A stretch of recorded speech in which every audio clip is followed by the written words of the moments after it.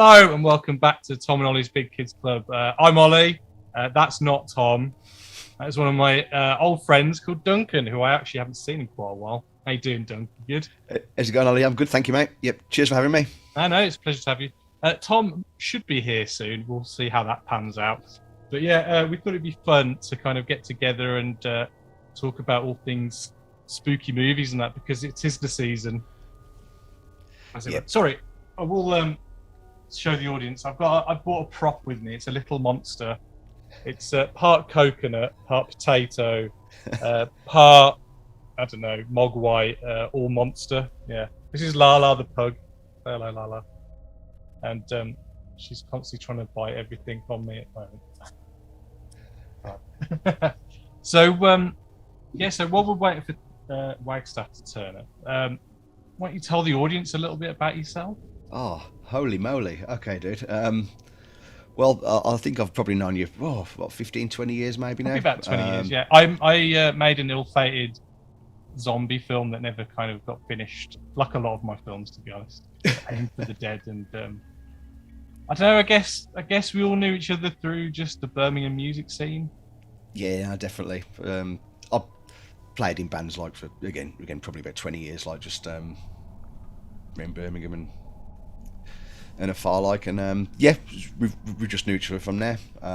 Obviously, when you were making Aim for the Dead, I was chuffed because I think I was like patient zero, wasn't I? I was the you were the one who infected everybody in the nightclub. But so I think I knew you through Nick, because obviously he was going out with my friend Gemma at the time, and that's right, yeah. Were you in Mistress then, weren't you? That's right, yeah. Mistress was like Mick and his brother.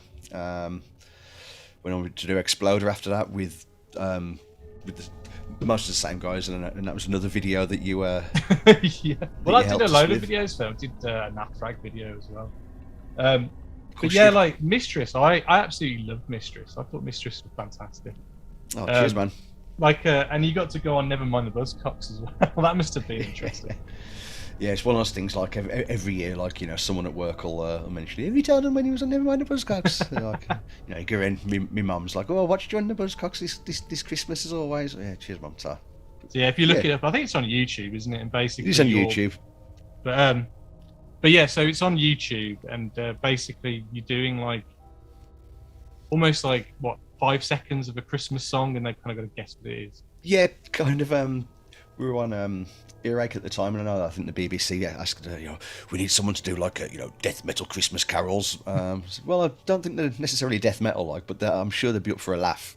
And yeah, that was history, I suppose. Like, but yeah, that's definitely one of the few 15 minutes of fame that we had. What were the guests on that episode? Do you remember? Was anyone? Ali Jones of Snowman fame. And you actually did Snowman, didn't you? We did Walk into the Air. Oh, it's a shame you didn't walk into the air, walking into the air, through the air. I think there was a guy. He was off Fame Academy. Lamar or something. I don't know. I think he was one of the trainers or something, like, Oh, okay. I don't know. Was he Nike or Adidas? You were obviously much more familiar with Fame Academy than I ever was. Like, no, I never watched it. And yeah. But yeah, so we've got you on today anyway to talk about horror films, because you are a bit of a. Would you say you're a horror aficionado? Yeah, I would say so. That's a very nice way of putting it. Like, yeah. So when did that all stem from or start, do you reckon? I was thinking about this actually, like, because it's definitely the Mos Eisley Cantina and Jabba's Palace. The Mos Eisley Cantina, okay. And Jabba's Palace, I think all the stuff that I've been into over the years has come from those two scenes. Like, my favourite scenes to start was just because there's all monsters and creatures and aliens and all these crazy looking. There's like a wolf man as well. You got the hammerhead shark guy, and then Salacious Crumb's one of my favourites. Love it. Just sorry to interrupt. Have you seen the documentary series on Disney Plus called Light and Magic? I'm not sure.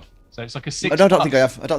6-part series, and basically it's all about industrial light and magic, the people, the special effects for Star Wars. Yeah. about how they were formed, how it was formed, and you know, kind of what they're up to these days and stuff. But there's loads of stuff about the cantina and Jabba's palace and stuff. So you should check it out because they show like all the different stages of building the Rancor. Originally, it was a man in a suit, and then it became like a puppet that was like shot at like 120 frames a second. So when they slow it down, it's got all weight to it and stuff. It's so good. So you might enjoy that. I thought you. No, I love behind the scenes stuff like, you know, making ofs. So with horror films, then do you gravitate more to like special effect kind of horror or gore horror or? Yeah. I guess. I've spent enough years now watching them. Like, I can kind of appreciate like all the different kind of, you know, subgenres and stuff like. But the funny thing is, like the first horror film I ever actually watched was like Poltergeist when I was about 6. Yeah, actually, Poltergeist is so good. Fuck but it absolutely terrified me for probably the next 6 or 7 years. And I don't, you know, you go to the video shops and you'd always gravitate towards like the horror films when you look at them. But I was always like, there's no way I'm going to watch that after what Poltergeist did to me. I'm not going through that again. What was it in Poltergeist then that really fucked you up? The clown. Yeah, the clown's pretty bad. Not that I'm scared of clowns, but I'm always, I don't know, toys and dolls coming to life. That's always been a bit like freaky. What about Chucky then? How did you feel about Chucky?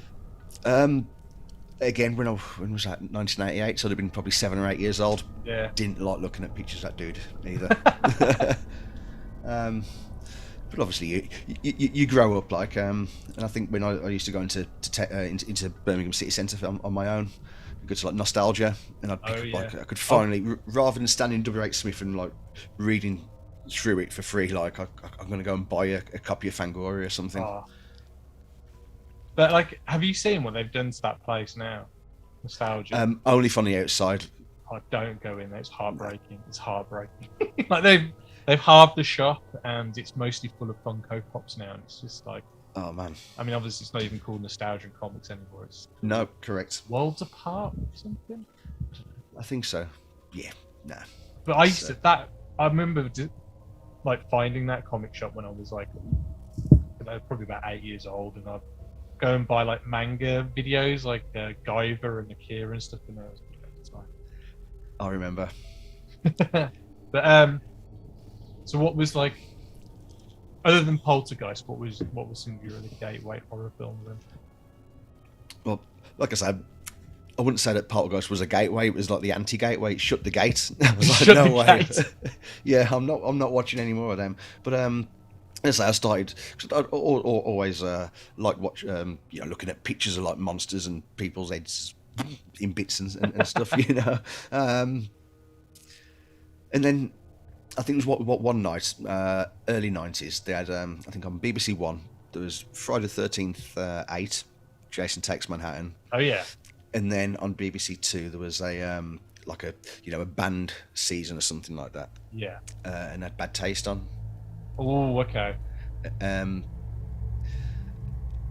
know anything about Bad Taste. Obviously, I knew about Friday the 13th. So yeah, okay, I'll put both of those on to record. And yeah, it was Bad Taste. Even though it's like one of the most splattery, violent, kind of gory films ever, it was just that Monty Python Salad Days kind of thing. I think like, don't get me wrong, I absolutely love that film to bits. But like, the effects don't look realistic, so you can kind of like, I don't know, you can kind of, like I said, there's a disconnect, so you can kind of like, well, it's not real, is it? So you can kind of, I mean, you know, it's got exploding sheep and all sorts in that, and then like, I don't understand why were the Beatles in the car? In Derek's car, I don't know. Derek was a funny one, wasn't he? Like, was Derek the Peter Jackson one? Yeah, yeah. Well, one of them. It was obviously him and Robert the Alien. But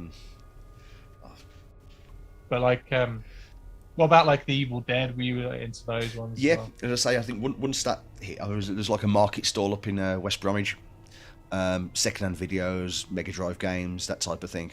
So you could take an old one in and maybe pay a £5 and trade in one of your Mega Drive games. But I'd always just go and just buy.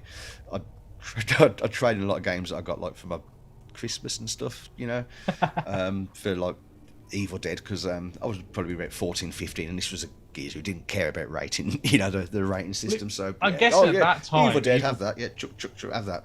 I'm guessing at that time Evil Dead was still banned, maybe. So like what you were getting was like It would have been the original VHS that's kind of the VHS cut. It wouldn't have been the full one. You know, because like I remember the like art, that one. I'm pretty sure it was like it came out and rated in 2000 or something. So I remember seeing it at the cinema. Yeah. Cause it was one of the first DVDs I bought. Yeah, I mean talk about a film that's had a million versions of DVDs like that. Even into Army of Darkness, Dawn of the Dead, all those films. So many DVDs. I don't know if it's just my OCD talking. Like the Army of Darkness is one of my most frustrating films. Yeah, because it doesn't fit in alphabetical order with the rest of the trilogy. It's a good point. It's almost a bit like I'm a big Batman fan, so you've got Batman Begins and The Dark Knight and the Dark. It's like you can't put them in. Yep. But yeah, like, but were you disappointed though with Army of Darkness not being like as gory or violent? I mean, I definitely don't like it as much as I think other people do. Yeah. But it's a good. It's like a medieval Three Stooges, isn't it? Kind of. It's pretty much, yeah. Definitely played up for laughs. I can imagine if you saw that first, you'd enjoy it more. But I think so. Evil Dead 1 and 2 before I saw Army of Darkness, so I was almost like, well, hang on a minute. I think it complements the other two like really well. I still enjoy it. Don't get me wrong. Yeah, but I think he did more for like Ash as a character than the other two films as well. I thought he became kind of more like a heroic kind of. He became a bit more of a classic Hollywood kind of, but it's still a goof. But like but like I see what you mean. But, so do you like partake in any Halloween activities or? Other than thinking of something to put on every year, not really. I mean, well, I guess we grew up in the time where like Halloween just wasn't really like a. No. You know what I mean? No. Like, you know, I think the biggest Halloween ever got in the UK was we had that show Ghost Watch. Did that fuck you up as a kid, or were you a bit? Because I don't know if you were a little bit older than me, like only a smidge. But... Yeah, I'm like 42, so I was born in 1980, so it's easy to configure ages and stuff like. But no, I never saw it at the time, but I've seen it since. No, and I mean, yeah, I think if Poltergeist had affected me that much, that probably would have tipped me over the edge. But it's brilliant. I remember watching it at the time. Like I was a kid though, that I'd watch. My dad showed me The Thing when I was like 7 or 8 years old, and what else did I watch? Nightmare on Elm Street. But because I was always into films, I kind of knew that it was fake because I knew that wasn't real. But for some reason, Ghost Watch was just a guy kind of in a closet just banging. His name was Pipes or something. He was just like banging things, and it just for some reason it just really like fucked me up. Yeah, because sport as well. Because you know you got V8. You could tape it if you were so inclined to think forward, couldn't you? Like, I'll record this, but like when you're watching that live, there's just those subtle kind of hints. You know, the one with him, that shadow in front of the curtains and stuff like that. You know, then like subliminal like glances of the ghost of Pipes. Like, it's I mean, so ahead of its time. It's like that. Inside Number 9 did almost a contemporary kind of version of that last. I think it was maybe 2 years ago on Halloween. I've never watched that. Is it worth a watch? Because I used to love The League of Gentlemen. Absolutely. I have to check it out. I think they're probably about 6 or 7 seasons deep. Really? But honestly, that's you'll love it. Jump in. I have to check that out. I remember like going back to what you were saying earlier. You'd watch stuff on Channel 1 and BBC 2, like horror films. I remember there used to be a few like double bill horror nights where they had like like how in America they had like Elvira or they had those kind of like hosts that kind of like introduced the horror films. He was almost like a puppet character, and he had like no lips, and it's like I can't find out anything about who this character is, but he had no lips and he just had like teeth, like. And I don't know if it was a puppet or a guy with makeup on or anything like that. But the one film I distinctively remember, and I can't remember what the film is at all. So if you can help me, Okay. all right. All I remember is there's a tree, and this guy's chopping the tree down, and like blood is gushing out of the tree. And there's this woman walking, and every time he cuts something off the tree, a limb falls off. Oh, no idea. It's been The bugging me. Guardian. I know there's a film called The Guardian, which I think is about a tree. That's from late 80s, early 90s. Who directed that? Any idea? I couldn't tell you. It's about I'm pretty sure it's about some babysitter who's. There's a tree involved.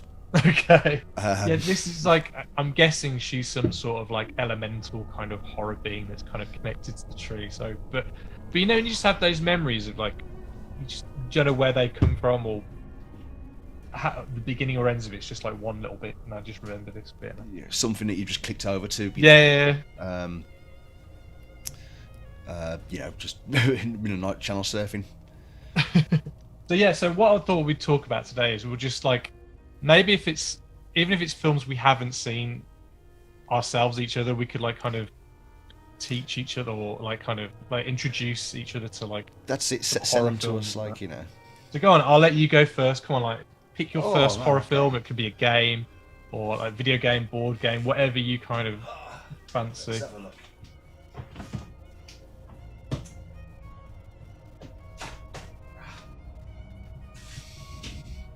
See, no, I've not seen This Demons.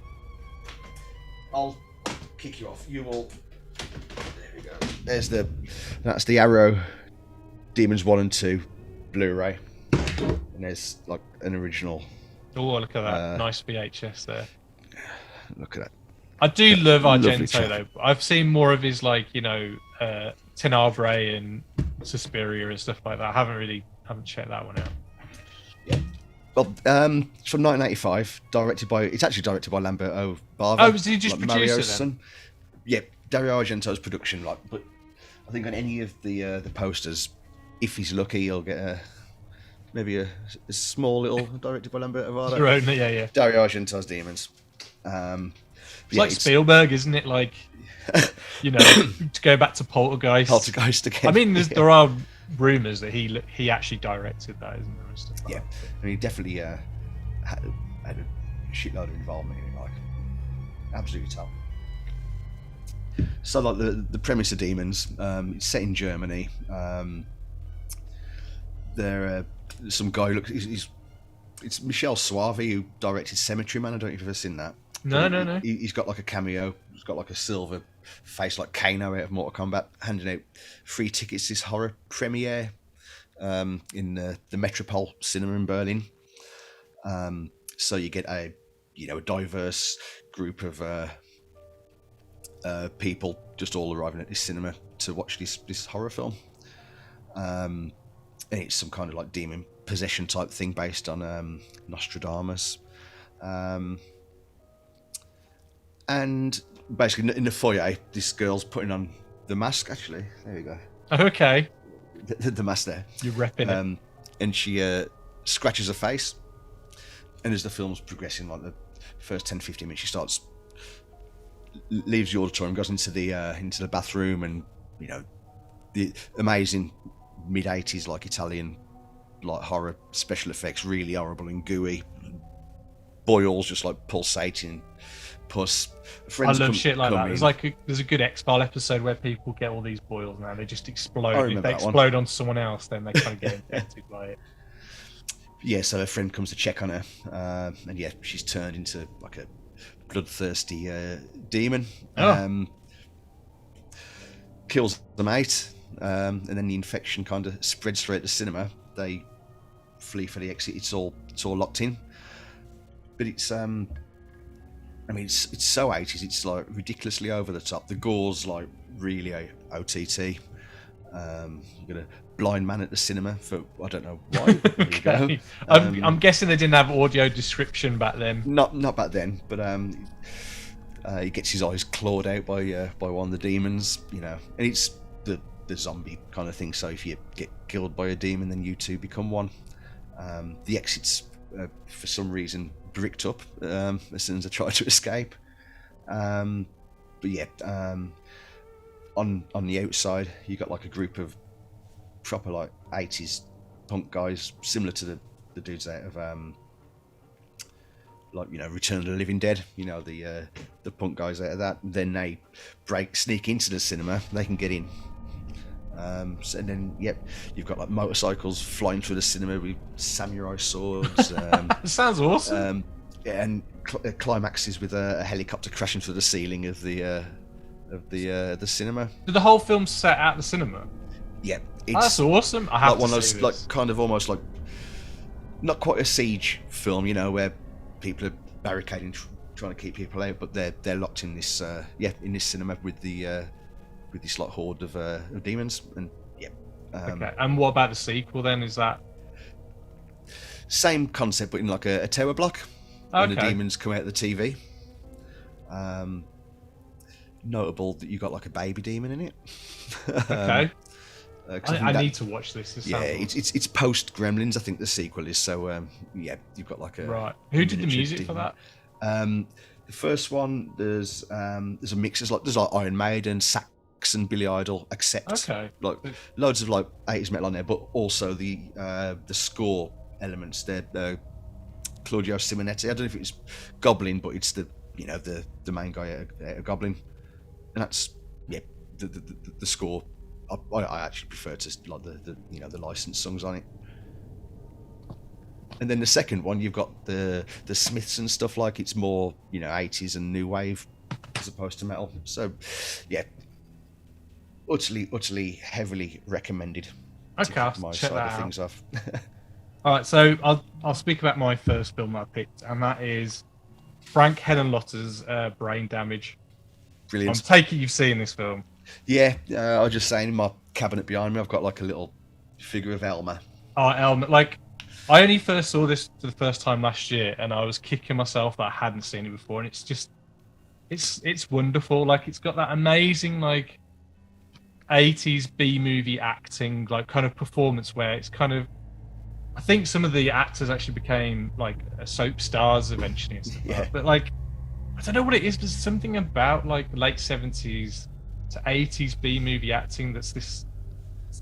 I don't know. It's a bit dreamlike and it's a bit odd. I don't know. I can't really explain. But basically, it's about this guy called Brian. I think his name's Brian, and he's not very well. And it turns out that he's got this kind of like. What would you call it? Like a. He's like basically like a parasite that's kind of attached himself to the back of his neck. Yeah. And occasionally this like little parasite has kind of got little beady eyes and little mouth, and he talks and he sings. But what he does is he like injects Brian with like almost like an hallucinogenic drug that Brian kind of becomes addicted to. And it kind of just follows their kind of adventure as Elmer uses Brian as a vessel to kill people while giving Brian like this drug. But it's like I can't speak highly enough of Elmer as a character. Like he's got this voice, and like we were saying earlier, like you had like those like double bill things on TV where you had like an Elvira or vampire or whatever. But the guy who does the voice for Elmer, I can't remember his name. I think it's Zach Earl or something like that. And he had like a ghoulish kind of character that used to introduce horror films on like American TV. And he does the voice for Elmer. And it's just wonderful. It's so good. And it's got this amazing bit where they go to like a nightclub, like there's a metal show. And I think it kind of shows that Brian is into metal because in his wall he's kind of got like Metallica posters and Slayer posters in his room, I think.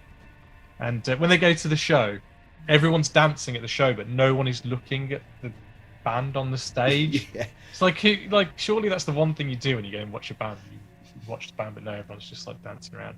And then he kind like of a discotheque. Then I think he meets a girl there. I'm not sure if she's a lady of the night or a sex worker or whatever, but they go onto the rooftop. And as she's about to go down on him, Elmer pops out. It's like, whoa, okay. That is the scene of the film, isn't it? It's amazing. And there's some like great one. I've forgotten what's. There's got some great one-liners. I've forgotten, but there's definitely a good one when that happens. But apparently, when they shot the film, it was only like when they edited it, it was only 60 minutes long, so they had to like film extra stuff to kind of at least make it into like speech length. I think it's only like just over 80 minutes, but like it's so good. It's a quick in and out. Like it's Frank Henlotter, isn't it? Like the guy who did Basket Case. Basket Case. Like he cameos on the subway. He's like sitting opposite, and he's like got the basket there. So it's almost like a spiritual sequel to it, isn't it? It's kind of very similar in the fact that, like, you know, it's about these people with these like extra appendages that are kind of like they're influencing them to do things and stuff. Yeah. What else did he do? Did he do Hollywood Hook? No, Hook. No, he did something else, didn't he? Chainsaw. Hollywood Chainsaw Hookers. Yeah, did he do that? I think he did that.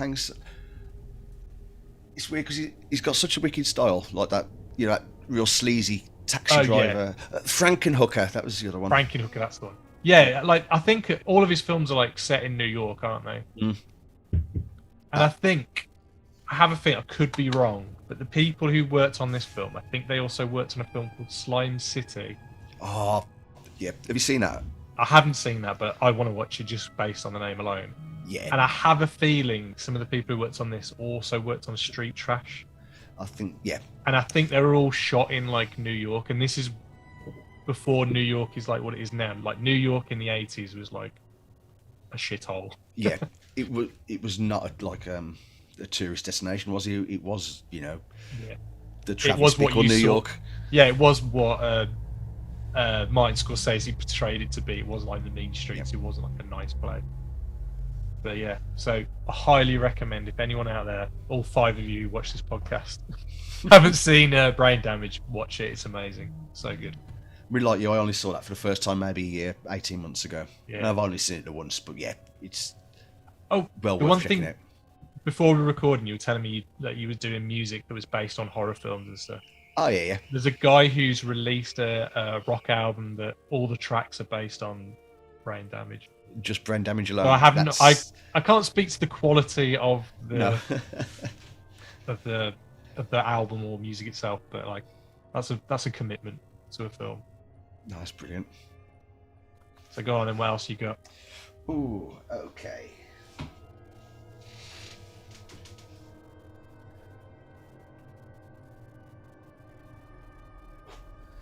That's a nice easy one.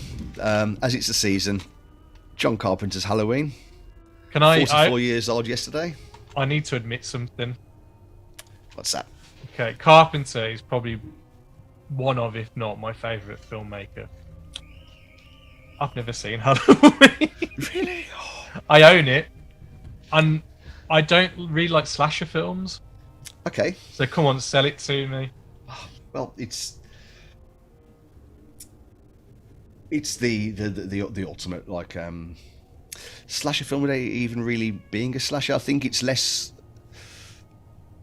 I think that Friday the 13th, I think, is probably more responsible than that. Right. Okay. Whole kind of style. This is. I don't know if you've ever seen the original Black Christmas. I've seen Black Christmas. Just haven't seen Halloween. I don't know why. It's as I say, it's not like an over the top kind of kill fest, which I think, you know, jumping 15 films in the future, like the last couple that have recently been done. I think they didn't take that into account. Very kind of like sparse, but it's so tense. Michael Myers is almost like an ethereal kind of ghostly figure, just on the peripheries, and that's the thing I love the most. You know, you might not have seen it. You know the shots when he's kind of, you know, just I mean, I know pretty much everything about it. I just haven't watched it, and I honestly don't know why I haven't watched it. It's just one of those ones that it's always on my shelf, and I'll watch it one day. But I just haven't, and I don't know why. I don't know if I'm a bit intimidated because I know there's like 75 of them. Yeah, like, you really don't need. I mean, they've all got their merits, some more than others, but you really only need the first one. I'm really intrigued by the third one, I have to say, though, because I like the idea. I was just going to say, the third one, 1 and 3, that's absolutely That's all you fine. need. And you know, for better or worse, the second one isn't too bad. But again, that's post. I think that was post Friday the 13th as well, so it was a lot more, you know, the I suppose the traditional kind of slasher pattern. The kills were a little bit more brutal, that type of thing. But yeah, I think as a blueprint for the slasher, yeah, fair enough. But it's absolute work of art, and he's probably done flashier work, or you know, more visually stimulating work and stuff. Right. But for me, for Carpenter, that's his best film. Well, I mean, I know the score well. I listen to the score a lot, and like the score is amazing. Like, and again, without having seen the film, I imagine that it's kind of got like that Jaws thing. That music is like, it's almost like a cheap sound of special effects. Like, you know that the villain's coming, don't you, or whatever. Like when you hear that theme or whatever. And it's not necessarily, you know, the famous, you know, the theme, the credits theme. It's the it's a dun dun dun dun. Again, that total like Jaws kind of vibe. Okay. Have you seen the latest one? Heartbeat. Yeah, I've seen Ends. Absolutely, I think sliding scale. First one I thought was pretty good. Yeah. Second one, almost, I don't know, like it turned him into some kind of Marvel super killer villain type of thing, taking out 20, 30 firefighters at a time, stuff like that. And his third one just seemed, I don't know, not that I think it's a bad film, but very like Freddy's Revenge kind of vibes. Okay. You know, it's not necessarily Michael in the driving seat kind of thing. Because, like, from what I gather, just from hearing people talk about it, my friends who enjoy it, that it wasn't like, even though they announced they were doing a trilogy, it wasn't like planned. And I don't know if sometimes sometimes at least do a little bit of planning, so you know there's like kind of bit of a well, let's just look at those last 3 Star Wars films. Exactly, yeah. Do you know what I mean? I mean, you could say that about the first one, really. I mean, the first trilogy wasn't necessarily properly planned, but it kind of, it all worked out really in the end. But like, yeah, let's not talk about Star Wars. That's exactly, because that could be another couple of hours on top of this. But yeah, I would absolutely implore you to put this on before the month's out. Well, that's... Will not regret it. Well, me and my wife have said on... Because Halloween's on a Monday this year, I think. Monday, I think we're going to do it on Sunday. We're going to watch it. But, what was I going to say? Have you listened to John Carpenter's albums? Yes, yeah. What do you think of them? Oh, man, amazing. Funny enough, I was listening to them last night. Got them down here. Oh, you got them on vinyl. There you go. Ooh. So yeah, there you go. They're so good. Phenomenal. It's as good as any of his scores. Yeah, agreed. Sometimes, if not better. Like yeah, and I saw him. I think, was it Warwick Arts Centre maybe 5 years ago? Was it Warwick Arts Centre? Yeah. I had no idea. I knew he was at Leeds and stuff. I had no idea he was at the Warwick Arts Centre. Yeah, I was kicking myself that I didn't go to any of those shows, so I'm hoping I'd love to see him again. And I'd love for him to direct again, because, like, you know, his last film, The Ward, wasn't the best. No. And then predating that, he did those. Was it Masters of Horrors short? Like, not short. They were almost feature length. They were like an hour long. Yeah. And they were pretty good. Was it Cigarette Burns, the one that he did? Cigarette Burns was one of them. Yeah. I think that's the one that Carpenter did. Yeah. What was that was pretty cool, actually. I think Argento did one. Don Coscarelli did one as well. Yeah, I think. Did Tobe Hooper do it? I think so. I think maybe Stuart Gordon as well. Yeah. It was a proper like rogues gallery. Like it was really good. Didn't Carpenter do another anthology series in the 80s? I remember there's one where he film kind of Body Bags. That's the one, yeah, because he plays like he's like isn't he on the operating table? And he's kind of, or he's the body on the table, or is he the doctor? Or am I getting confused? But he's like he intros it, doesn't he? He's the crypt keeper kind of character. Yeah. Right, so what shall I talk about next? What have we got? Right, we'll keep talking about Carpenter, because this is one of my favourite Carpenters that not many people talk about. That's Christine. Oof, yep. I absolutely adore Christine. Christine was one of those films that I saw when I was probably about 11 or 12 on BBC Two at like 10 at night, because I was lucky that I had the old TV from downstairs in my room, and it was like one of those proper wooden ones that you had to kind of like tune in and click the buttons in. There was no remote or anything like that. And you had to get exactly it just the model. Well, exactly the just type you right. mean. And I remember watching Christine, and then I didn't watch it again until probably last year. So good, I don't know, 6 years since then. And I was actually blown away with how good it was, and like some of the special effects are amazing. Like when the car's like driving down the road and it's on fire, and it's like this hell vehicle that's like chasing those bullies and that. The one bully though, who's like clearly looks about 45 when all the other students are about like, what was it know? And even the reverse footage when the car fixes itself, crushing, like, it's yeah, so good. amazing. But I really like the kind of, again, I guess a bit like Brain Damage, kind of like that kind of dynamic where two characters, because Christine is pretty much a character in the film, where they kind of like influence, isn't it? Yeah, they like feed off of each other and stuff. And like Christine needs, is it Archie? What's his name? The main I think lad. he's Archie. Yeah, and they like she needs him just as much as he needs her. And I just think it was like fantastic. In the book, I could be totally wrong, but I'm pretty sure there's like a dead body in the back of the boot of the car or something. And I have a feeling that it's some connection to Cujo as well. Like the whatever takes over Cujo, there's something that relates to Christine. Because I know a lot of King's things are kind of all interconnected, aren't they? Like, you know, so he's got that. I could be totally wrong, but I read that somewhere. I think, I don't know. That's pretty cool. I love the those what is it, intertextuality between things like. Yeah, totally. Awesome. But again, like, just I absolutely loved this film to bits. But yeah, I mean, there's not much to talk about. It's a killer car, basically. But again, I think it obviously has that influence over. I think actually RT. Is it RT? That's it. RT Cunningham or something. But that's it, yeah, and it's like it shows him like being a nerd, and then the only way that he stops being a nerd is he takes his glasses off, and he's instantly not a nerd anymore. Was it the Spider-Man 3 Peter Parker effect, isn't it? Like yeah, like little Evo hair. That's it. The hair gets greasier, the leather jacket comes on. Like yeah, he's gone evil. Gets a bit of an attitude. Oh man. Go on. So what's your next choice? Oh well, I was obviously this is Tom and Ollie's Big Kids Club, isn't it? So right. I thought, well, it's Ol and Dunk's Big Kids Club today. There we go. Right.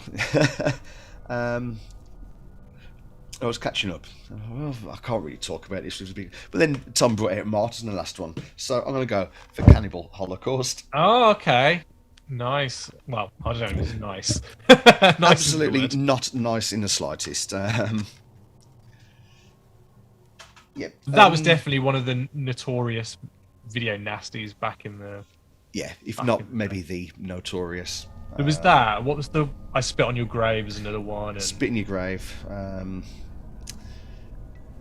I mean, that's one of my not obsessions, but I'm really interested in like the old, the video nasties kind of era. Fun fact for you: one of my best friends, James, his dad used to own a video shop in Leeds, and he was the first person to ever be prosecuted and fined for selling or renting out video nasties. No way. Yeah, there's a book about it, and like I do a podcast called Adjust Your Tracking with my friend Lena, who did the zombie film with. Yeah. And we invited James on to be the guest to talk about I Spit on Your Grave, because the whole point of Adjust Your Tracking is that we talk about a film that we've never seen before, like cool. Films. The idea is films we should have seen or that are notorious and stuff. So we watched, and we do it year by year. So for 100 years of cinema, we do a film for every year, basically. Awesome. And so for was it 78 or something that I Spit on Your Grave came out? I can't remember, but yes. Anyway, so we invited James on, and my friend Lena read the book about video nasties and was about this guy, And then my friend James went, "Oh, my dad was the first person who was,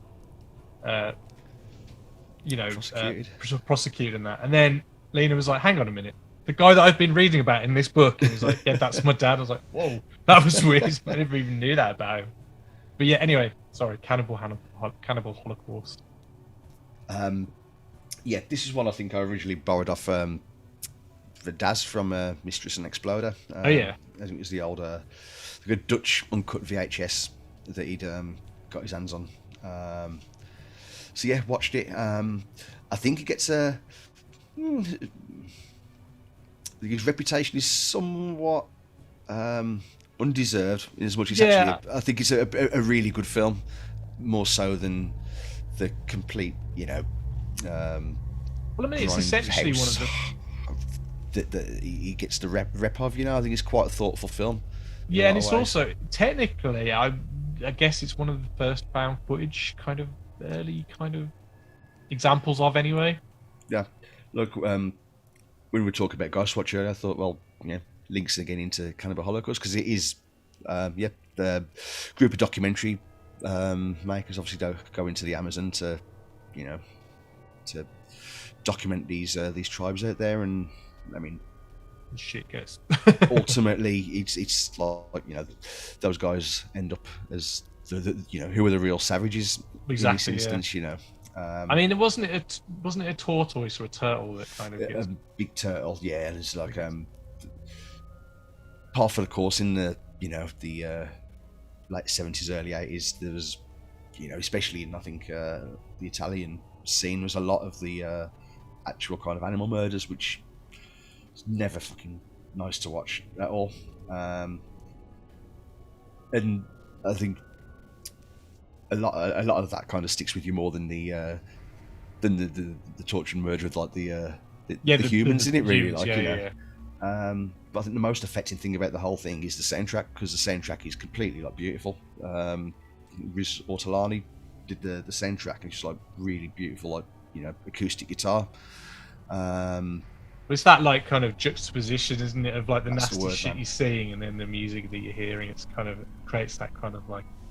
Yeah, it's one of those. I probably saw it maybe 20 plus years ago, but it's, always stayed with me. Because I'm not one for necessarily completely thoughtless like brutality, but something like that is it's one that kind of will never leave you if you've seen it. If you've seen it once, you'll never forget it. You'll never forget it. But like, talking about the found footage, I remember like when Blair Witch Project came out and everyone was all like, "Whoa, this is amazing." I remember a film that probably maybe was 10 years before that, maybe, I don't know, a bit less, but it was called the McPherson tapes, and it was like a alien abduction, but it was all filmed as if it was a family with their camcorder, like they were filming their Christmas or whatever it was. And I always remember that, like, predating Blair Witch. So it's weird that Blair Witch kind of got applauded for being like the first found footage when it clearly wasn't. No, I think it was the most successful one at that time, but it wasn't the first. I mean, could it have been the most effective? Maybe, because I guess so. Well, obviously, a lot of people thought it was real, didn't they? But also, I think it was like one of the first films that the way it was marketed, it used the internet like perfectly. For that time, even when social media didn't exist, it still somehow managed to kind of get in front of everyone who had a computer at that time in like '99. But anyway, so I'm gonna pick something. What am I gonna pick? All right, I'm gonna pick a video game. I don't know if you're much of a gamer yourself, or yeah, I'd say so. Yeah, because I didn't know if it was you or Shy that were I know Shy is like massively into his video Absolutely. I mean, I'll let you unveil it first. Like, so this is what the version I've got is not the best version of the game.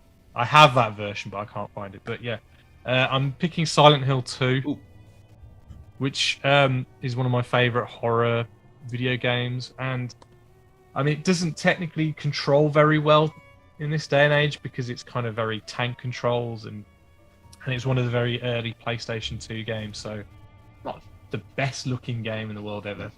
Definitely looks better than the very first Silent Hill, but what I loved about the second game was that, like I'm not a big fan of lore in things. Like you get people who are obsessed with lore and history and things. I like, if there's something fucked up, I like it to be just in the background and just there. It's like in Aliens.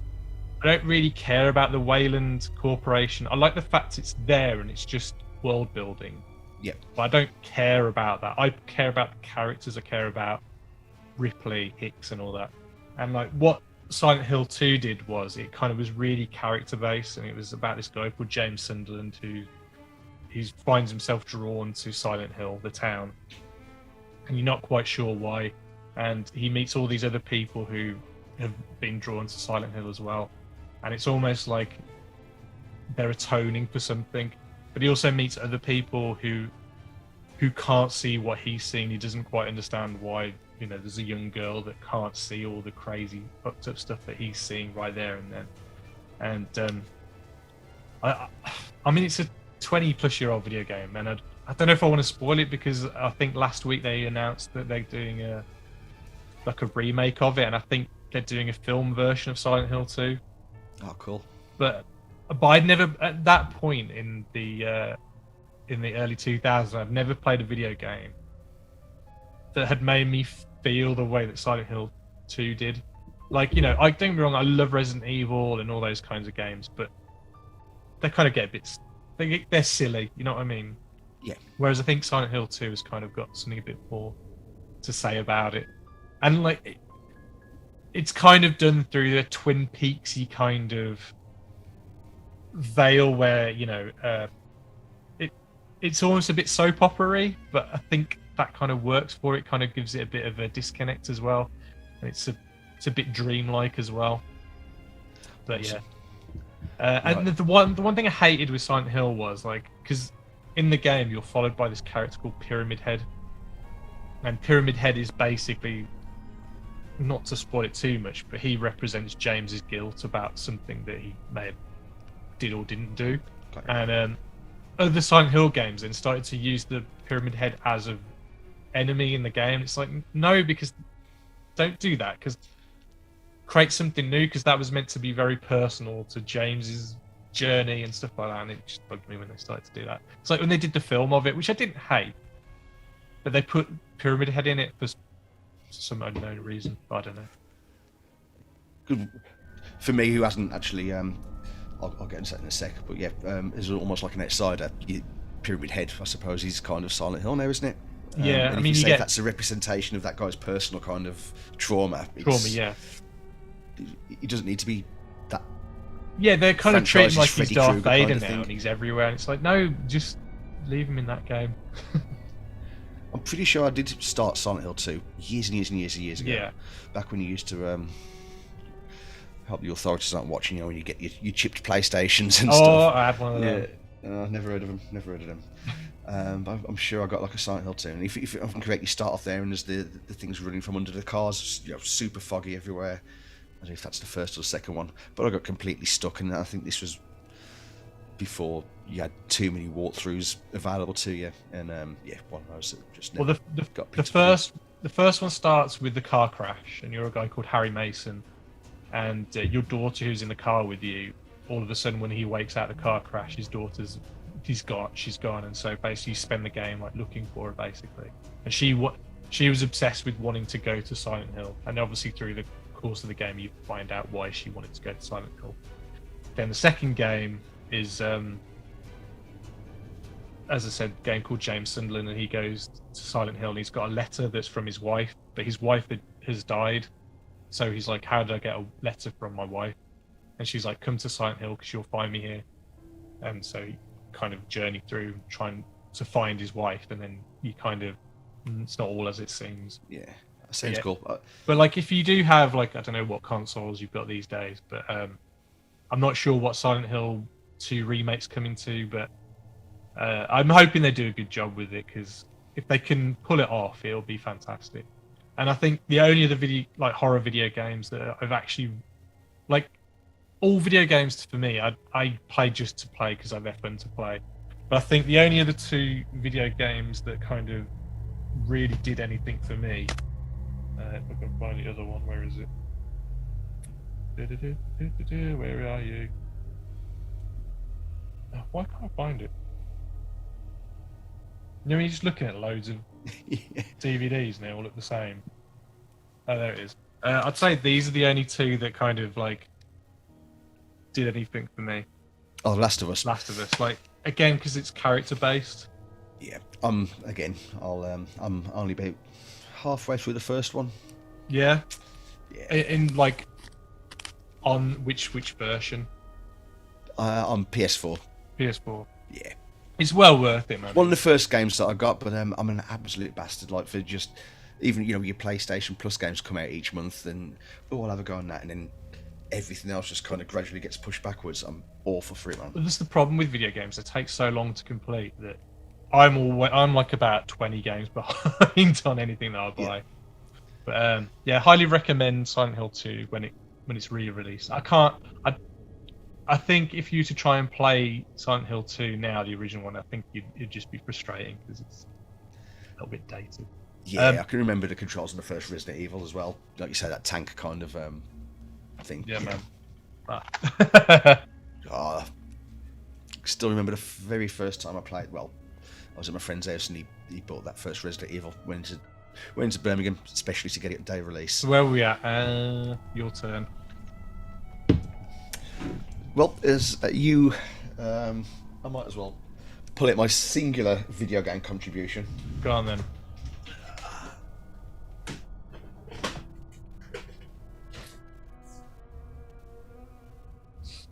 He says, it's October 1992. I've just hit my 12th birthday. Sega Mega Drive for my birthday. I think I know what's coming. Splatterhouse 2. Yes, what a game. Again, video shop memories. They swiftly kind of branched out, didn't they, into video game rentals as well. I think as soon as they kind of hit popular. They used to fleece you as well, because the one around mine, they used to take a deposit for video games as well, like a bit of an extra charge. And then if you wanted to rent a console as well, that was like megabucks as well. Ridiculous. Yeah, we had a 16-bit World. That was our one in West Brom, but that was pure video games. But yeah, I am digressing. But yeah, 12th birthday, Mega Drive for my birthday. Went to watch West Brom in the afternoon, and on the way back down West Brom High Street, you go past one of the video shops, and they just, come on, let's get you one of these games. And I think I got Alien 3 and Splatterhouse 2. And again, this was still kind of pre-Bad Taste and post-Poltergeist, so I wasn't kind of watching too many horror films, but I still liked just this. Really, it's actually pretty basic, isn't it? It's a side-scrolling splat 'em up. Yeah. Jason Voorhees clone. I haven't played it since probably around that time. My friend literally around the corner had a Mega Drive. I never had one, and I'd just go around and play on there. But like, I have very strong memories of playing it, but I can't remember too much about it. If I remember, it was just level to level, just hitting things with your fists, your feet, or meat cleavers, pipes, Cleavers, chainsaws. Some of the bosses were awesome. Like a big gross kind of like Jabba the Hutt thing. Once he's taken enough damage, I can't remember if his face fell off or his belly exploded or something like that. And then I think it was the second boss was two kind of massive undead zombie babies vomiting green slime at you. You had to just hack them to bits with a chainsaw. Like, you'd have never got this on a Nintendo. No. You know what I mean? And What was the tagline? Sega do what Nintendo don't. That's it. Yeah. That was the old tagline. Yeah, bloody Mortal Kombat and chainsawing massive babies in Splatterhouse. On the SNES, they changed it to Sweat. But did they remove the fatalities then from the SNES one? No, they just tweaked them. Like forward end, forward high punch, actually Sub-Zero fatality. Pull the head off in any other one, but I think you just freeze them. So just kind of turn it 'Cause- into a block of ice. I mean, it must have got pretty lenient because I remember because I had a SNES and I got Mortal Kombat 3 and that had blood in it and all that. Yeah, I think from 2 onwards, I think they were cool with it. I think once they saw how much money it made, they were like, "Oh god." Yeah.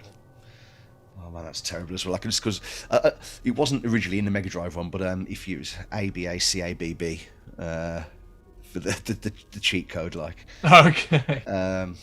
or down, up, left, A, right, down. That was the other one, and that was when you had a full menu of different cheats. You could select your level and like big head mode and all that kind of shit. Yeah. Because I remember NBA Jam, because NBA Jam and Mortal Kombat kind of had like a very shared, similar style, that they had those weird like photo film. No, like they actually filmed the basketball players. Or whatever, the digitized ones, yeah. Yeah. I think it was the same because Midway, wasn't it? I think. Who Yeah, I think they did Pit Fighter as well as one of their early ones.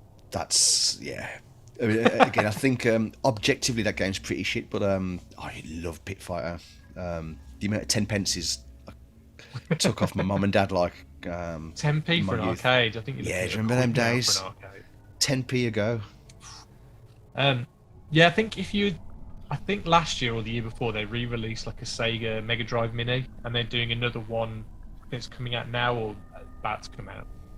And I think Splatterhouse 1 was on the first one. I think the second one's on this one. But there is a third, isn't there? Well, I don't think Splatterhouse 1. I think was PC Engine.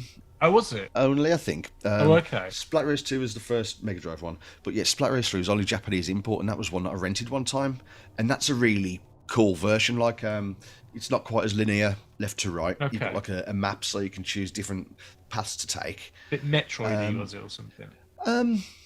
Not quite that. It was still, you just go into different rooms rather than scrolling and just batter, demons. But there was like digitized in between level bits of his girlfriend being captured and like these kind of like slugs possessing a type of thing, like, and it was really super creepy, like real J horror kind of vibe almost. It's not 1994, I reckon that was out. So yeah, that big underrated, well underrated game, Splatterhouse 3.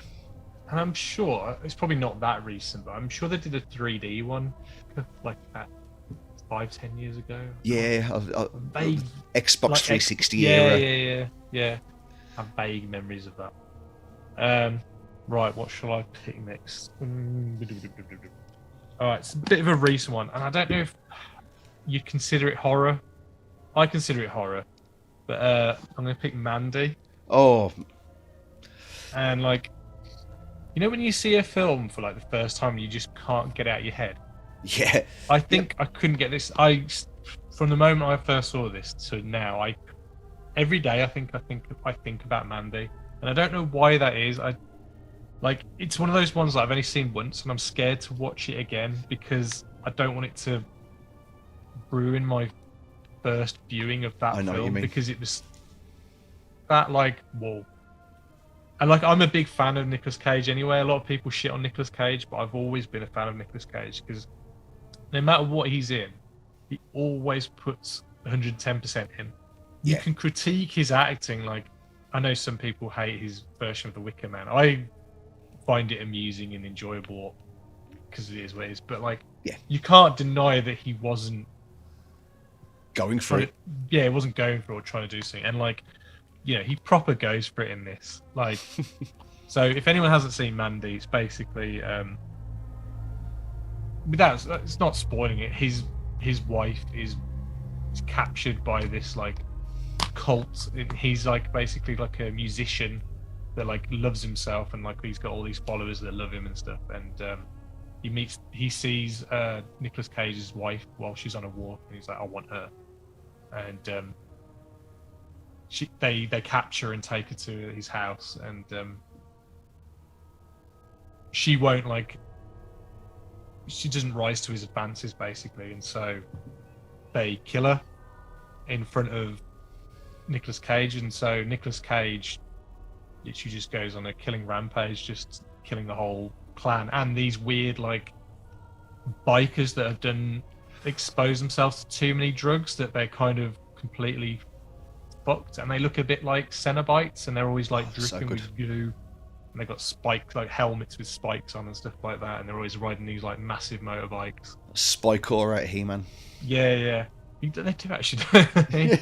And like, it's such a good movie. Like the music as well. Like I've forgotten who did the score. It's Johan Johansson, and Didn't the guy pass away like pretty much straight after that or something? Yeah, and he originally did a score for Blade Runner 2049, but it was rejected and changed for Hans Zimmer. I'd love to hear what he did for Blade Runner, because his score for Mandy is just, it's almost otherworldly. Like, and like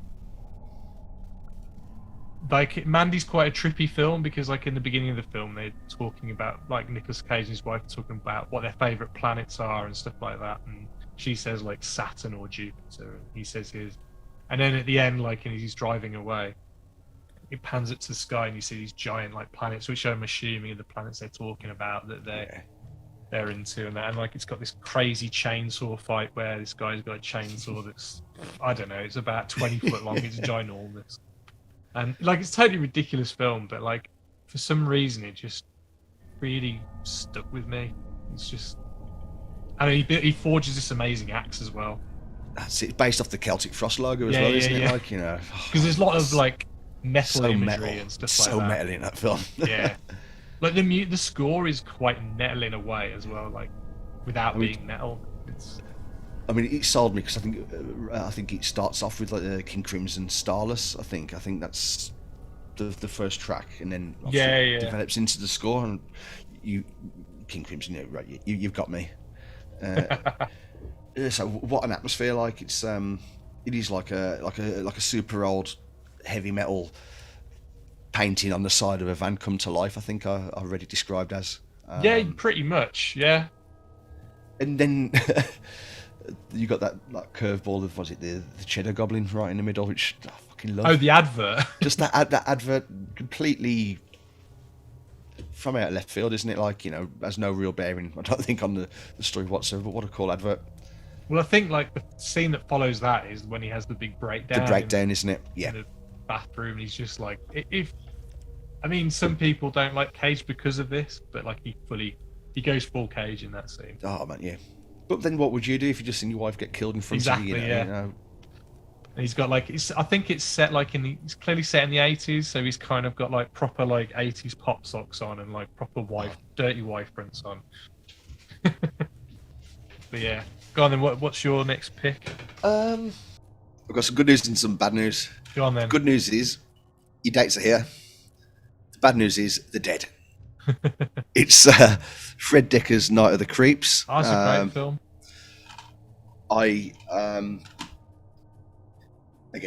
That's one of the films I wish I'd have seen maybe 20 years earlier. When I was 10 or 11. Yeah. Obviously, done by the same guy who did Monster Squad, which is another like amazing film if you haven't seen that. I mean, that's absolute classic. But it's Is that the one with the comet? No, that lands. Night of the Comet, but that's pretty similar to this as well. Yeah. So does it involve a prom, if I remember? Yeah. That's the one. Basically, there's an alien pod like lands in like it's like a real B movie vibe, but like an alien pod. Lands releasing all these kind of like space slugs, which which infect like this high school on the night of their prom, turn them into kind of like bloodthirsty space zombies type things. But yeah, it's got such a wicked spirit and charisma to it. Like it's I think it's like 1986, and it's what a absolute like snapshot of that era. It's so cool. You've got Tom Atkins as the policeman in it. And again, if you haven't seen Halloween 3, he's the best thing in that. He's the best thing in this. He's probably the best thing on the planet. Tom Atkins is my spirit animal. God bless him. Like I have seen this film, but it's that long ago that I really can't remember too much about it. I remember there was a big scene, like not a big scene, but is there a scene with like a car on the highway like being pulled over or something? Or Yeah, because he's getting flashbacks That's it. To obviously an incident that affected him with some serial killer. And again, forgive me, I can't That's remember how it, this yeah, actually yeah. links into the main story, but it's all cutaways of black and white. That's it. And some mad axe wielding maniac kills some girl on the side of the road in a car. But yeah, Tom Atkins plays a awesome, like, you know, super cool, no bullshit kind of cop who's investigating this this epidemic of kind of space slug zombie infestation. Like, I love that when they get like really inventive with how like people become zombies. Like, obviously, like the George Romero was just there was no instigating, but then, you know, you had the slugs and what is it in Return of the Living Dead? Was there any? Wasn't there like trioxin, that Yes. chemical that which I think is the premise in the original like Night of the Living Dead. Well, yeah, because it was for some reason it was like a sequel kind of almost, wasn't it? Return of the Living Dead. Well, yeah, like I think the producer had the rights to. That's it. Yeah. Not. Hang on. George Romero had the rights to Of the Dead, and then someone had the Living, like the title, The Living Dead. Yeah. So like they had the two split off franchises, didn't they? Basically, and then That'd be right, actually. then yeah, Argento Dawn and had Day. Yeah. Zombie, which then formed its own. Semi-franchise kind of. I think Zombie yeah, 2, 3, and 4. I zombies. think. But I haven't actually seen any of the Return of the Living Dead sequels. Apparently, the third one's meant to be quite good. I quite like the second one. It's again quite cheesy, quite popcorn, but yeah, a lot of fun. But yeah, 3's kind of almost got like a weird kind of Hellraiser S&M kind of vibe in certain places. Like, but yeah, no, it's they're good. I mean, the original's the best, but yeah, the sequels are worth a go. But Night of the Creeps, that is definitely one that I want to revisit because I remember enjoying that, and because for something like horror and proms, they always kind of go hand in hand, don't they? It's just got that, again, like in the same way that the Monster Squad did that kind of charm, that Goonies kind of style charm. Well, I love kind of, I wouldn't say they're kid horror films, but they're kind of tame because they don't really have loads of blood and guts and that, but they're kind of a bit more playful. So like, I guess Gremlins. Yeah. And then this film, which I'm not necessarily going to pick this one. Where is it? Where is it? I don't know where it is, but The Gate. I was just going to say that's Monster Squad, Night of the Creeps, and The Gate. Yeah, and then, you know, what a great. And then the film that I was going to pick, I still think fits in this category, and my wife's going to hate me for saying it. She's probably listening to me right now in the other room. But Killer Clowns from Outer Space. Yes. Which just give me the finger now. It's just like clowns. But that felt like, again, I watched that for the first time a couple of weeks ago, and it's so good. It's like how they kind of utilize all the elements of being a clown, and like there's been loads of other like clown serial killer films or horror films, and they haven't really utilized the clown aspect of it. Whereas in this, Pennywise has got a balloon, whereas the Killer Clowns like the whole. Well, I mean, their ship is like a whole big top canopy like circus. They make balloon animals that become search dogs, sniffer dogs. You know, they capture people and turn them into big like big candy flosses and things like that. And it's like they even do like I was so happy when they had the little small car. And, like, loads of them come out of it, and you know, it was just so inventive. And even who did the theme tune? Was it the Dickies? Dickies, that's it. Yeah, and they do that kind of like circusy theme, but Killer Clowns from Outer Space. It's so good. Like I say, so inventive. Like you got the shadow puppet bit as well, hasn't he? Just the whole shadow puppet turns into a dinosaur and just bites the guy in half. I'm a big fan. Like when like films like, especially in the 80s, but like the combined hand drawn animation with things like that, I love that. Like even like the first Batman film, there's like an overhead shot of Batman walking, but it's like a hand drawn silhouette shadow of him, of the cape swishing. I think I know the one you mean. Good. And I know it looks corny now, but there's something about it. I just love that kind of texture and that. And I love the go back to Killer Clowns. Like you've got that hard ass detective, like police officer who doesn't believe anything, even though when it's in front of him, like there's a clown like right in front of this giant clown with a massive head, and he's like, I don't know, so good. Let's pick two. Let's pick one more each, and then we'll call it a day. Okie doke. I'll tell you what, I'm going to go for the curveball. You mentioned video games earlier, so I'm going to actually go for a slice of my childhood. Go on then. This might end in tears because it's a bit bulky, but here we go. Okay. A piece is going to go flying everywhere. Not really, but it's... here we go. This is like, I don't know, maybe 85, 86. Horror House. Wow, I've never ever played that, ever. Pretty cool. Basically, you've got pieces, move around the board, roll dice. Although the dice in is what this, I think they call it the death's head. But that's like the main centerpiece. I thought that was a big hungry hippo then for a second. Spin that, and that's your dice. But these three boys, there's 3 holes in the middle here. You get a sword and you pick a hole, and it'll randomly give you either like a clashing swords, which means it's a draw, so you go again. Like a scream, which means you've slain the monster and you can move forward, or like an ominous laugh, which means that you've died, and so you kind of move around the board. And this is from like 86. I reckon 85, 86. I've never heard of this one. I mean, it doesn't give it the full. Yeah, I love the artwork. The full Look picture, at that head. Yeah. The artwork on it is like ridiculous. So my friends had that one where you build a big castle. What was that one? Ghost Castle? Was it just Ghost Castle? Something like that. I remember that when one. you drop the skull and it That's go... it, yeah, and it clatters down, yeah. I've got that over there as well. But like you've got the guillotine room, you've got like the water prison. So if you land in these rooms, what happen? What do you have to do? Right, you've got to draw a card, and easily enough, all the cards are on the reverse of the board. So you've got all these different kind of like monsters. I was going to say, you have those cards separate, I assume. Yeah. You don't have to turn the board over. No, it's just like it's a really cool like reference bit, I suppose. But you've got your zombies, you've got your fishman, mummies.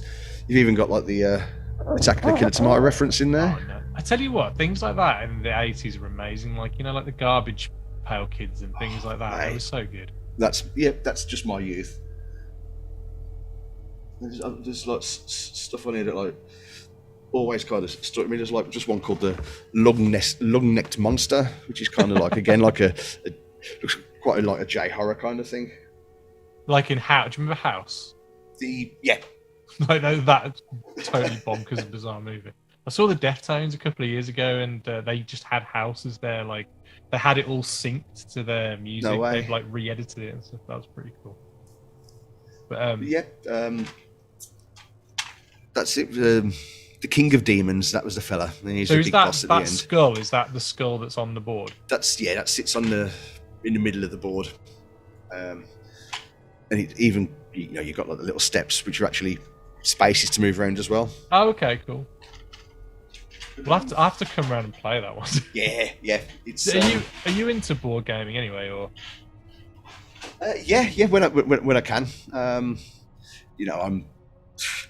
For better or worse, I've never kind of grown up in a way. So yeah, anything playful. Here we are. Yeah. Yeah, because I get there's the one in the Custard Factory. I've been there a couple of times. I haven't been there, next to N64, isn't it? Yeah, it's pretty cool there. NQ64, it's cool. I've forgotten the name of the board game that we were playing, but you kind of build like a haunted house, and like I can't remember what it's called now, but you kind of build it as you're playing, and then that sounds awesome. Then you have to escape it at the end of it. Escape the Dark Castle? Maybe, I don't know. It's I think it's like a card game. I don't know. I'm really bad.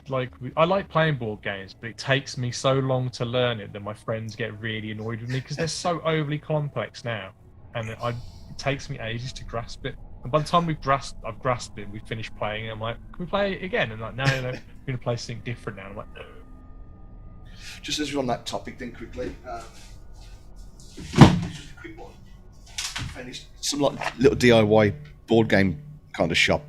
Craft Fair Games from Texas, but it's just like a game that's based on the old 70s cannibal exploitation movies. Oh wow! Is that like an indie game? Like Yeah, it's just I mean, it's all the bits and it looks bobs good, in though. there. Yeah, it's total Cannibal Holocaust vibes. See, Brilliant. like the horror games I remember were like Atmosphere. No, which I only today realised it was called Atmosphere. FEA. Yeah. I never put two and two together because I found like the whole videos are on YouTube. And what is he? He's like the gatekeeper. I am the gatekeeper. And he's like, Something like that. I think when I call your number, you must say, "Yes, gatekeeper." And then like throughout the whole game, he kind of like, doesn't he like deteriorate? So we go. I don't know. I know that like unless it was like subsequent games, he becomes more deteriorated. They should do I'm like getting a drink. Nightmare vibes with that, shouldn't I? Oh, Nightmare was such a good show. But I think it was actually. I think the game was actually called Nightmare in the States. Atmosphere was. Oh really? Yeah. But I was thinking they should you could do a drinking game version of the video one where the guy gets drunker and drunker as the game goes on, and you also get drunker and drunker. I don't know how you'd work it, but I'm sure we could figure it out. I'm sure. Yeah, I'm sure you could. Like, I used to love making. I'm sure. I used to love making board games, and like when Lost was really popular, and it was the final episode, we all went round to my friend's house to watch the final episode, and I built a Lost board game, and we came up with a game, and we did. I don't know if you watched Lost when it was on. If unfortunately if there's say 6 seasons, I've watched 5 of them. I invested all and I've never just finished it. Like my PlayStation games. But like they used to do like Dharma food drops in the show where they all of a sudden just get like food out of nowhere. And so we got loads of club biscuits and I wrapped them up to like Dharma food and stuff. And we got loads of these biscuits. And if you landed on a certain thing, you got a food drop and you had to eat the chocolate bar. But like, we should have play tested the game before we played it because everyone just kept landing on the food drops and we're just so sick by the end of it. It was ridiculous. But I had an X-Files version, one of those video ones as well. And in my head, I thought it was the cigarette smoking man that kind of guided you through. And I don't know why, but I found the video on YouTube today. And it was nothing like what I remembered in my head. So I completely... That Mandela theory kind of. Totally. Yeah, totally. Yeah. All right, so my last pick. What am I going to pick? I'm going to pick one that you didn't pick because I know is in your stash, but I'm going to pick Street Trash. Yeah. Like, what a fantastic film. Street Trash. There it is. Oh, you kept the slipcover on yours. There's a great documentary on this actually, and I didn't realise that who's the guy who directed the X-Men movies? Bryan Singer. He worked on it as like a PA. Yeah. We don't talk about him. He's cancelled now apparently. But yeah, it's like a melt movie. It's considered a melt movie. Yeah. So what? So is the Blob a melt movie? You know what? I reckon it could be because they're kind of. Yeah. I don't know. The ones you got Street Trash, you got Slime City, and you've got Body Melt, which is like an Australian one. Have you got that there as well? Yeah, it's got Harold Bishop. Harold Bishop, yeah, man. Yeah, although I have to admit, I was kind of a bit let down by Body Melt because I didn't think there was enough body melting in it. No, not enough bodies or not enough melting. But Street Trash has all the body melt you'd ever want.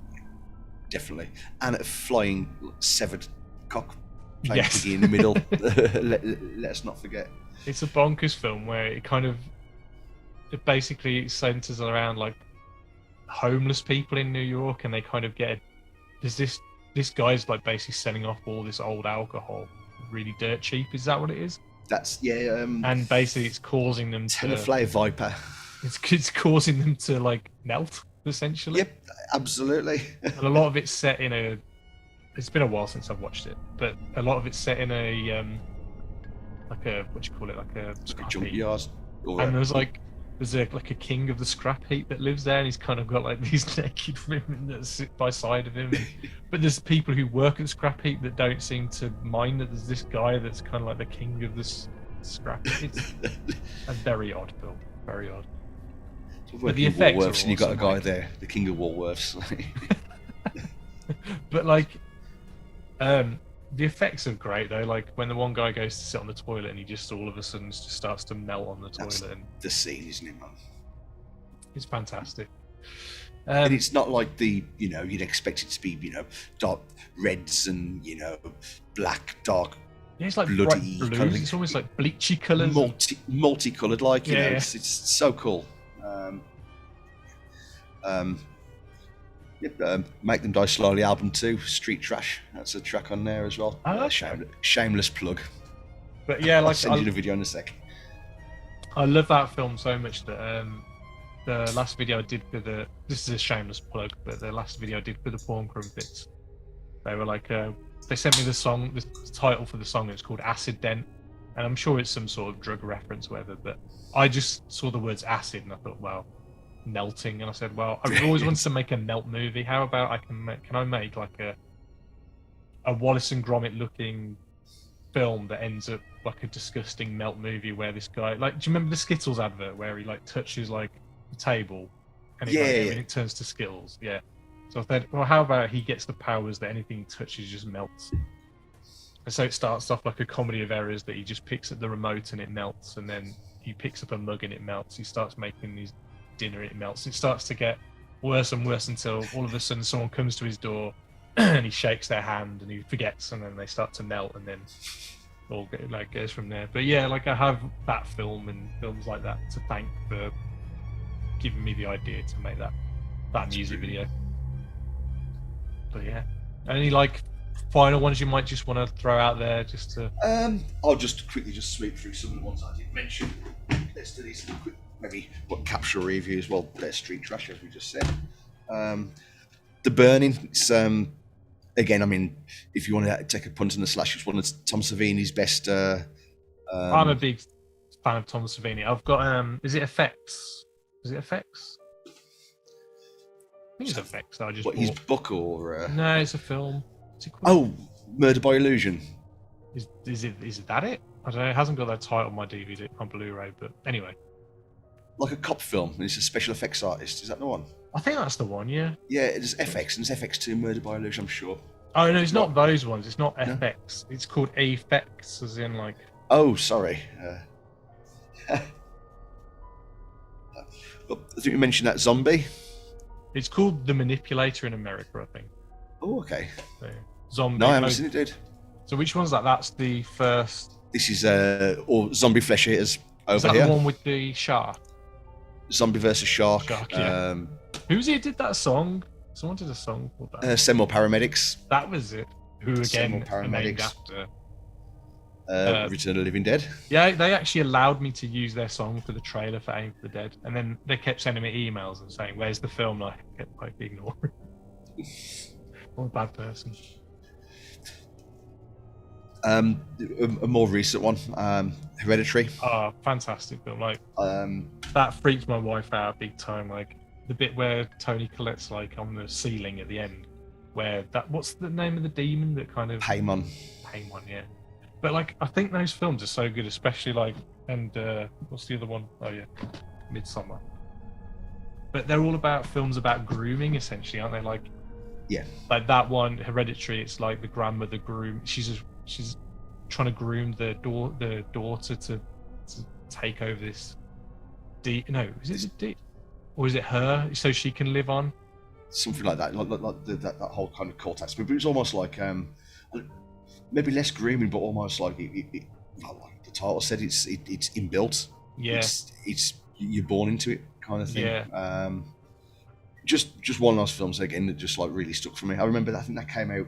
I think A Quiet Place came out within a week of it, and like as good as A Quiet Place is, like I completely forgot about it after a day, and that just stuck with me for weeks. I love those like the model shots of the Tony Collette bills and stuff, and like that moment the daughter's head like gets taken off, but the whole film just totally goes whoop. And you're like, whoa, okay, wasn't expecting that. And just that scene when he's just screaming in grief, like after that's happened in the car, like, man. Yep. I wonder what's he done? What's he got? I wonder what he's got going on next. Who, Ari Aster? I'm not quite sure. No. Interesting. So I like Midsummer, but as I say, not quite as much as Hereditary. I mean, the ending like of Midsummer's great though, like where the guy's kind of gets his limbs cut off and then he's sewn into a bear suit and he's just sitting in the building as it's smiling. No, she's smiling at him as it's burning down. It's burning. Ooh. And then I mean, Hereditary's got that scene though where she like cuts her own head off with the fucking piano. The razor wire. Yeah, the piano wire or whatever it is. Ooh. Then I think I'm just going to go for the last one. This is an old one. It's from the 30s. What's no, that? not sorry, 1957. It's Night of the Demon. It's based off. I love the creature in it. It's like one of my dad's favourite films. Black and white. It's done by the same guy who did the Cat People. You know the original Cat People. Jacques Tournier. It's based on. If you've seen Drag Me to Hell. It's pretty much the same story. Okay. You know, as much that they pass on kind of like a curse. It's like then almost like a race against time to, you know, unravel it. But yeah, awesome like atmosphere. Again, like if you kind of like dig the League of Gentlemen where they come from, like it's not a bad. Where's it from? What is it? Where's British it? film? Is it a British film? British film. It was done. I'm pretty sure. Yeah, it was by one of the M.R. James who did all those ghost stories for Christmas. Yeah. It's based on Casting the Runes by that. Wow. And is that like the monster in it? The back? Yeah. Kind of like a. It always looks. I don't think it's like stop motion, looking at that though, like it looked like very much like a kaiju, like a Japanese.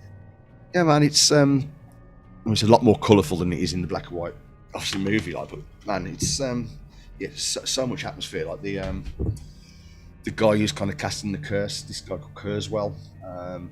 He's a very rich kind of bloke, lives in a mansion with his elderly mum. There's just one scene. He's like dressed as a. Oh, it's come up again. Dressed as a clown, just doing like a kids' party in this in the grounds of this mansion. Obviously, the bloke who's been cursed is like a journalist, total non-believer in all this kind of black magic, satanic nonsense, But he just conjures up this like really like violent like windstorm in the middle of this kid's party to kind of prove that he's got his hand in the dark arts kind of thing. But it's say it's old if you don't mind a classic, and that's no, honestly, like I the more I delve back into like older films, the more I have more like a growing respect for them, like even like the old Universal horror films like Frankenstein or the Bride of Frankenstein and even the Mummy or the Invisible Man and things like that. They've kind of got a reputation of like having silly costumes or whatever, but like they actually say a lot more than people actually realise about society and things like that, and they're actually really well done and really well shot and look beautiful. Do you know what I mean? And if you think about like the I suppose the lack of resources that people take for granted nowadays, absolute like artistry, isn't it? But you can say that though. But then you look at films like Metropolis, and it looks fantastic. You think like 1930s, how did they make that then? But they did it.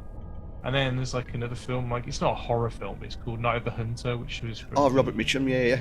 Amazing film, like so good. And then what you don't realise is that's got a lot of visual effects because it's got a lot of compositing in the foregrounds of shots and things like that as they're going like along the river, because like it's about the two kids like escaping from this crazy religious murderer. Preacher guy, isn't it? Like they've hidden the money or something, haven't they, away from him? Yeah.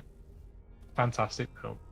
But a lot of it's a shame that a lot of people don't look back at older films because there's a lot of shit that's made now. So look back at some of the great films that came out that inspired some of these films. That's it. I mean, kids still listen to Metallica nowadays. So why don't they do the same with like movies? Exactly. Yeah. I know. And yeah. Black Sabbath. People still fucking love Sabbath, don't they? Like Yeah. Right, well, I think I've kept you for too long now. But, No, you haven't. No, you haven't at all, mate. Still got another half a stack of tapes here, but like maybe another well, I time. tell you, we'll do it next Halloween.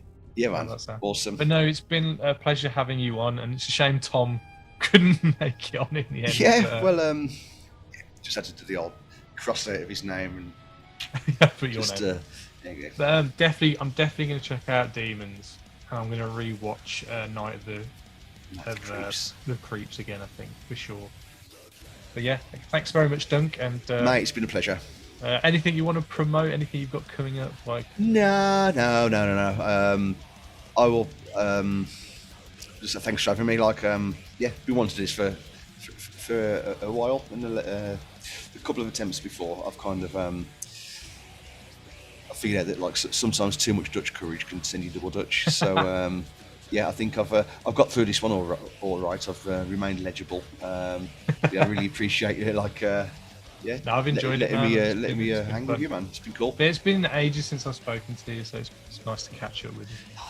Next time it'll be in the flesh, then, brother. That's good. All right, take care, dude. Thanks. The very seventh much. flesh, as it's Halloween. All right, happy Halloween, everyone. Bye. Bye.